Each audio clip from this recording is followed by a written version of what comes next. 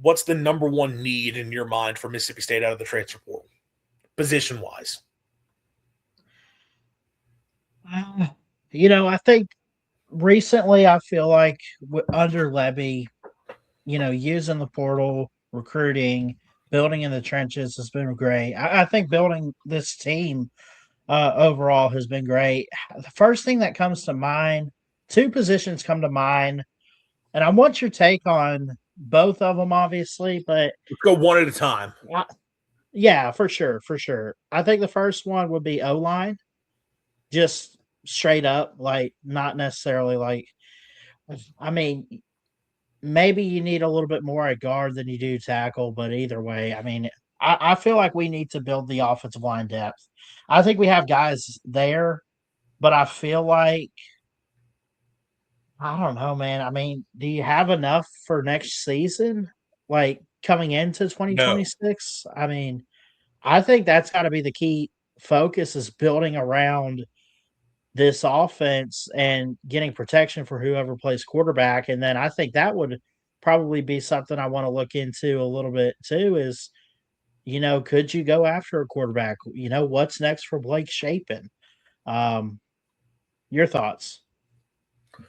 Well, Shapen's done. Um, Yeah. so, I mean, they're probably going to go to a quarterback because they got to have somebody else on the roster. But, I mean, it's Kamaro Taylor's team next year. And then I don't think Luke Kromenhoek's – I mean, we'll see. If Luke Kromenhoek sticks around, hey, great, good for him. But ultimately, like playing-wise, it's not going to be him. They're going to have to get somebody from a depth standpoint. No, but talking about offensive line, that was my number 2. So, I mean, we can go ahead and talk about it. I don't necessarily agree on guard over tackle. I mean, I think across the board they got to get better, but at the tackle spot, man, Albert Reese was your best offensive lineman. His career's done. So your best lineman who is a tackle is out. Blake Steen will be back next year from injury. But are we positive he's going to be a guy that can step in and really lead you the rest of the way? We don't know. Javen James will be able to come back. He started games for you this year. Was not great for you this year. Could he, with another year of development, what does that look like? We'll see. But obviously you're losing Jimothy Lewis. So of your top 4 tackles, 2 are gone. Luke Work will still be on the roster, assuming he doesn't transfer out. And I hope he doesn't because, I mean, he's played a lot for State over the last couple of years. But he really is more of a guard than he is a tackle. I mean, running through the roster real quick, just in terms of the guys State has at offensive line coming back that are potential tackles. Jakeem Shumpert-Perkins, maybe. Spencer Dowland is still young. Saquon Miles, maybe. Yeah, they don't have a lot. They've got to go out and find tackles because I don't think they got anybody in the signing class this year who is going to step in as a freshman and contribute. And I know they got a JUCO signing as well. I kind of doubt that he's going to be able to do much there. We got Mario Nash hit the portal, improving talent. I wonder if the ship has sailed on him because I know it was a whole thing with his recruitment, whether or not that was going to be able to happen. Also bringing up, we need to go look at guys from Miami of Ohio because Cam Perry at receiver, Drew Terrell at offensive tackle, both solid options. Perry I'm aware of because I started looking at potential guys for State to go after a receiver. Terrell, I do know Miami of Ohio. That was going to be one of my next positions. We can get to that in a sec. Oh yeah, I want to finish offensive line. Okay. Miami pretty consistently has good offensive linemen, so I mean, I'd definitely be interested. They have good players in general. Why am I blanking on the coach's name? Who's really freaking good there? I hate that Chuck Martin. School? Martin at Miami of Ohio. Like he's just a consistently good football coach. Very much a Midwest guy, but if some Big Ten program is looking for a coach to step in and just win football games, go hire Chuck Martin from Miami. Teams won't do it because they look at the overall record and like, oh, I can't hire that because fan bases and boosters are stupid and don't recognize like success coaching in the MAC, regardless. Anyway, State's gonna have to get offensive line hard, and they got to get guys who are proven starters, which is tough to do, man, because a lot of those guys don't hit the portal. State has got to be one of the top spenders at offensive line. and it's not a question. You have to get guys who can step in and be major contributors up front. I mean, in terms of guys you're going to have back, like Zach Owens can come back. Okay, cool. I believe with Cannon Boone, they're going to be looking for another year of eligibility on him. I think that was a thing. I don't know if that's going to happen or not, but if you could get him back as another year at center, that'd be cool. Otherwise, Colby Keenum there stepping in, but I don't remember how much he played for State this season. You'd imagine Luke Work takes over for Jacoby Jackson, one of the guard spots. You could be kind of set along the offensive interior. Now, if you can find guys to step in and upgrade, awesome. But tackle is a spot you've got to go get an upgrade for sure. State's tackles were such a train wreck this season. Handling pass rush, you got to be able to do a better job of that. So that's definitely a high priority. I had it at number 2 because the only reason I didn't have it as number 1 is because I do think offensively with Lebby, there's sort of a high floor that you're not going to be god-awful. And I think with Camario in at quarterback, you can kind of figure a few more things out because of what he does for the run game and then obviously avoiding sacks in the pass game. My number 1, I mean, defensive line is the top for me. And it's the trenches. And look, you can argue O-line, D-line either way. State has got to get better along the defensive line. They were better this year than they were a season ago. They had guys who I think at least were solid options. They were not terrible up front. Just looking through some of the guys that were contributors this year, Jere Bledsoe showed flashes. Calvin Dinkins showed you more than he has to this point in his career, showed a lot of flashes to get you kind of excited about what he potentially could turn into. I think a guy like DJ Reed showed you some flashes and some potential. Trevion Williams, I think, had a better season than he's had to much of this point in his career. You still did not get anything at defensive end. You didn't have a true dominant interior defensive lineman to this point. And of the guys returning, could one of them to turn into that? Sure, but you haven't shown it yet. Will Whitson, obviously, is the big question. State feels pretty good about getting him back for another year. And I do think, based on what we saw from Whitson in 1.5 games, you feel like State would have been better up front if you had him, for sure. We're also basing it off 1.5 games with not playing an SEC team. Like, what is Will Whitson – like, is Will Whitson that dominant once you get into SEC play? Who knows? We don't know. You've got to bring – like, they probably need 4 or 5 defensive linemen, honestly. Like, you need a couple edge guys. You need a couple interior guys for sure. I know linebackers are part of the equation because you got to find the stand-up edge rushers for the strong side position in Zach Arnett's defense, or the Sam position, rather. But who can play that stand-up edge type role because you don't feel great about the guys you got on the roster right now. But they got to get bigger, stronger up front on the defensive line. You just cannot get pushed around the way they have over the past 2 years. You can't get away with so few little bit of pass rush. If you do not improve the defense, like I think Zach Arnett's a better defensive coordinator than Hutzler. Obviously, that's not a debate. I think you got some good options at linebacker. I like that room. I think secondary, you could have a few intriguing pieces if you get Kelly Jones back, and if you can develop a couple guys, add some pieces in. But if the defensive line does not greatly improve, it's really not going to matter. They got to get better up front. I think so. I think I'll have to look a little bit deeper, but I did see a couple of key names. You mentioned getting guys in the trenches, especially along the defensive line. There's a couple different guys out there. One that stood out to me, though, although I think he had some issues at Auburn. I don't remember why he got suspended, but at some point this year, he got suspended a little bit. There's a guy named Antonio Coleman. They have him listed as an edge defender, which I guess is probably what he primarily played. Now that I think about it, I've watched him. But that's a guy you could use up front. He's 6'1", 256. Not the biggest of guys, but still pretty solid. I mean, just kind of going through what I'm seeing here, there's I don't know.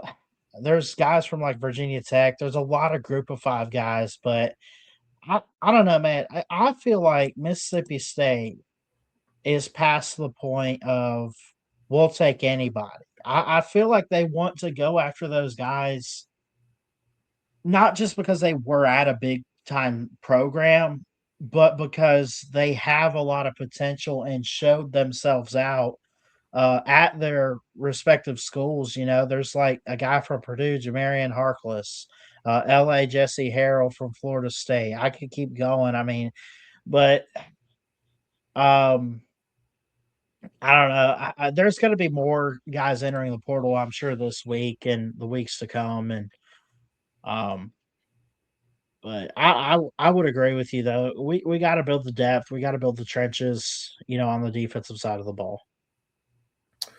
After O line, what did you have as your next spot you wanted to you think State should prioritize in the portal? After O line, I would go basically the whole secondary. I mean, corners and safeties. I think we got to hit that too. I mean, had good moments, had down moments this year for the secondary, but I feel like getting a key lockdown, especially I'm a guy that goes after like lockdown corners. If you could get a lockdown corner, dude, it would that would be something awesome. You got a couple key names out there at cornerback. Dakota Fields from Oregon, Elliott Washington had some good playing time at Penn State. Daniel Harris, each of those guys are 3 stars, by the way. He's from Georgia.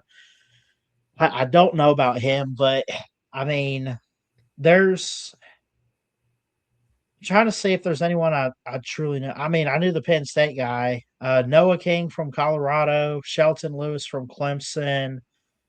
There's a lot of corners out there on the Power 4 level already that, if given the chance at Mississippi State, I think could be, a good impact player. I would, obviously more guys are going to enter, but I don't know. For State, man, they gotta prioritize the secondary positions. Corner and safety both made my list.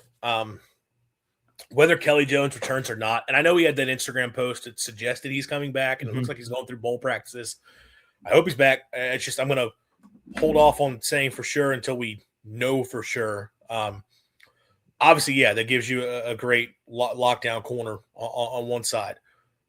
Outside of Kelly Jones, State was not in a great place at cornerback this season. And I know Diego Brumfield had his moments where he played pretty well, but as the season went along, it just was a little bit more of a struggle. Bringing up DJ Warner was a guy, I believe, a defensive lineman at SMU that underperformed. I don't know if I want a guy that underperformed, but I get needing to add guys in just from a depth standpoint, which, by the way, Jaheim Otis, no. That's a no that people are talking about already. No. He's in the portal again after Colorado. I do not care that he's from Mississippi. I don't care that State wanted him last time. No. If you can't crack the field at Colorado, you're not coming here and fixing Mississippi State's defensive line. There's a good reason he left Alabama, by the way, too, is because he couldn't see the field. He goes to Colorado where they're desperate for guys like that, and if you can't even see the field there, I mean, shit, I don't know, man.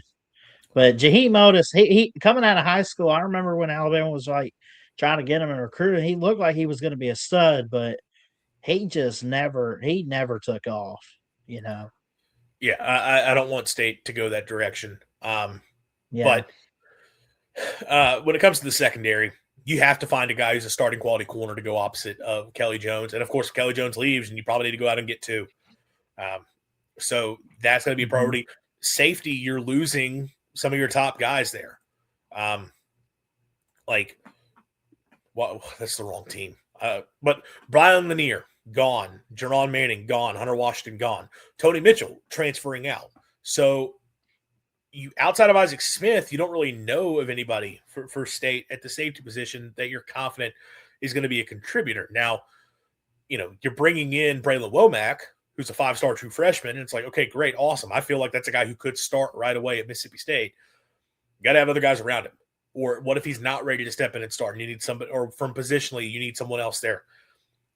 Safety position, State's going to have to go and get contributors. I would just look for guys.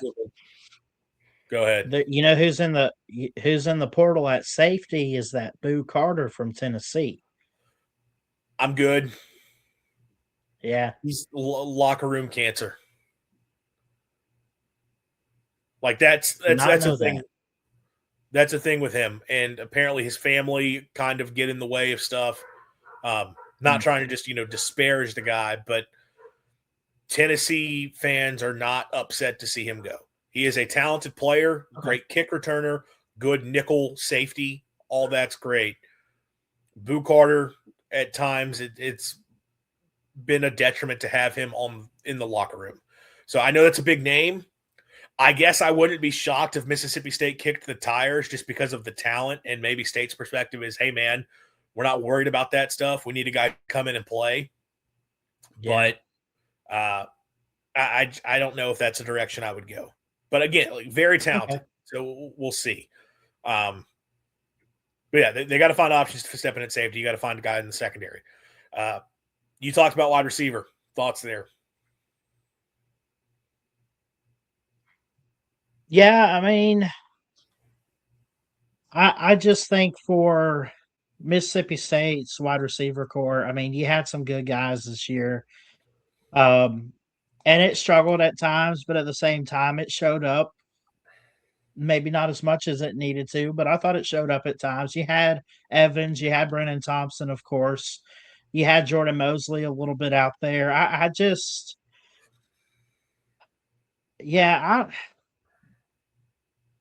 I feel like you need to attack the wide receiver position because I don't know if next year you will truly have that go-to big time playmaker. I mean, assuming if guys come back, like you'll have Brennan Thompson, Anthony Evans, Jordan Mosley, but I mean, could you go into the portal to look to see if you get a guy that gives them a little bit more of a spark? Um, just in the passing game? They're going to need to add receivers. Um, they've got to get receivers. So Brennan Thompson, obviously don't know this, whether or not he's going to be able to get another year of eligibility. That's not a case of applying for a waiver as it is. There's a whole big thing over whether or not players are going to be given a fifth year to play. Mhm. That's like going through the courts right now. Our guy's going to just be granted 5 years of eligibility to play. I think the schools are trying to. Strike it down. There was literally in court today, and there was no decision made. The schools obviously want to strike it down because ultimately, it's a problem for roster when you got keeping guys on the roster like that. But either way, so you can't cycle through. If you get it passed, that's another year for him. That's great, fantastic, because he was such a good player for State this year. If not, that's obviously a big loss. So you got to replace. We don't know the situation fully with Anthony Evans yet, so it's already out there that Evans may start exploring options. He's not in the portal. He's not made a decision to hit the portal. Obviously, nobody's in the portal because it doesn't open yet, but he has not announced his intentions to transfer.